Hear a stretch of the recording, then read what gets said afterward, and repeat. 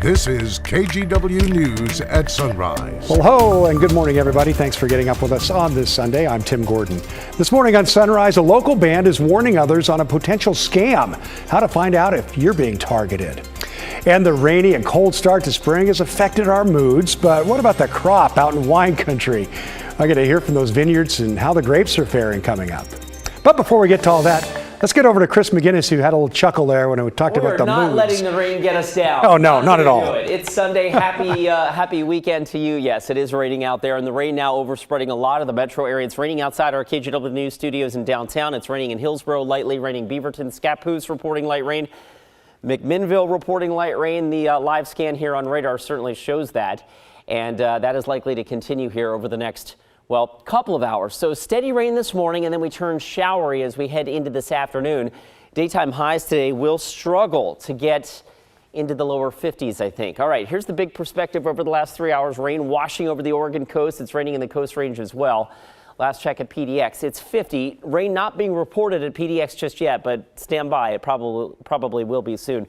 South breeze, by the way, at 3 miles an hour.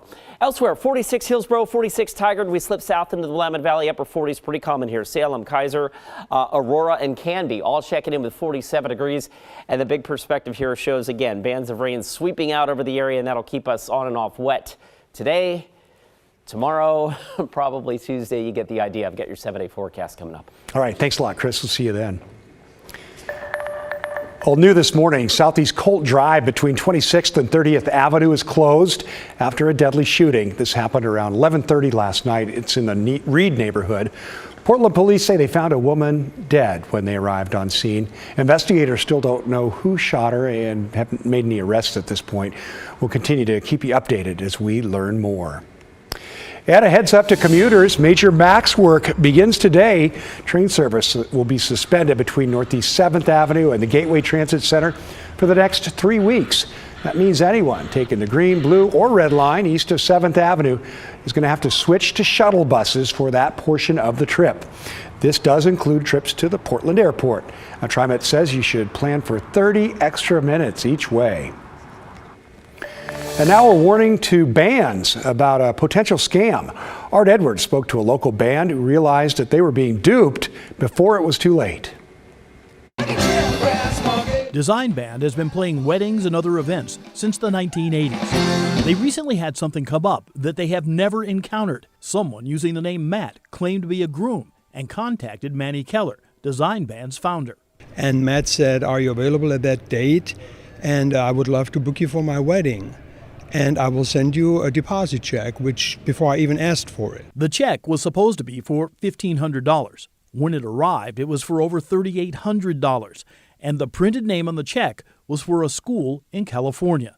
Keller figured out what would happen next. Matt will want me to pay a videographer or photographer out of my pocket, and then the check will bounce. Keller called the school on the check. They said they had been used in fraud schemes before over the last several months. He didn't fall for it and said there were a couple of red flags. The first one is when they're very eager to pay without even having a contract. The second one was I looked up his address. It was a $100,000 shack in Alabama somewhere. Keller has some advice for anyone approached in the way he was. As soon as they want money from you, don't send anything, and just check your sources and do a little bit extra legwork on it. Art Edwards, KGW News. And baskets in the water. Swimmers at the basket. Easy forward and left. Well, the U.S. Coast Guard out of Astoria had a challenging rescue mission last week, plucking 4 cold kayakers out of the marshy area of the Elk River near Westport, Washington. You could see the rescue in progress there through night vision cameras. This happened Wednesday night and involved 4 kayakers wearing pretty much nothing but T-shirts. They were prepared for the conditions they saw when they left, which was sunny, relatively warm, light winds. And the conditions changed. The sun set, the temperature dropped. One of the people fell in the water, and they were not prepared for that change in conditions. They weren't prepared for the cold.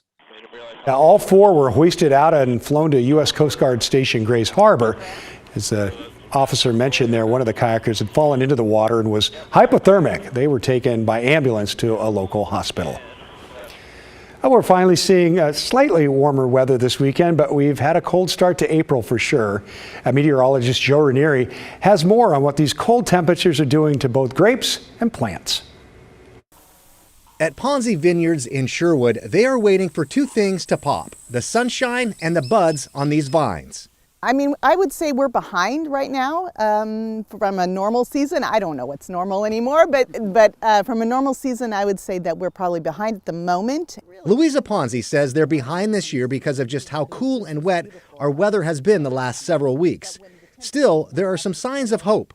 We're seeing just a little bit of buds that have a little, what we call a woolly bud stage, where they're kind of almost this little cottony. They're very well protected. That means if we see a big freeze, their crop won't be impacted like they could have been if grapes were already out. Don't want these vines to get going yet. We don't want to see the sap flowing. We don't want to see the buds breaking. So we're in pretty good shape right now. Well, the grapes are in good shape, so are the plants too.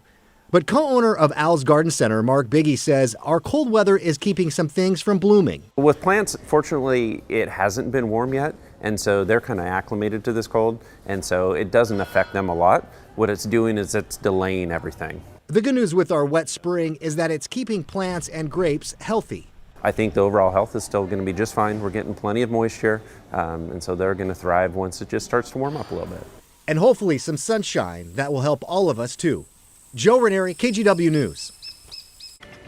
We still have more to come on Sunrise this morning. Coming up next, an environmental group is suing the state for what's lurking in the Willamette, what they're asking for instead of money. And hey, here's the deal. You can watch Sunrise anytime you want. If you're not watching us right now, why not get KGW Plus? In fact, all of our news is on Roku and Amazon Fire. Just look for KGW and add us to your home screen and stream Sunrise on your personal schedule.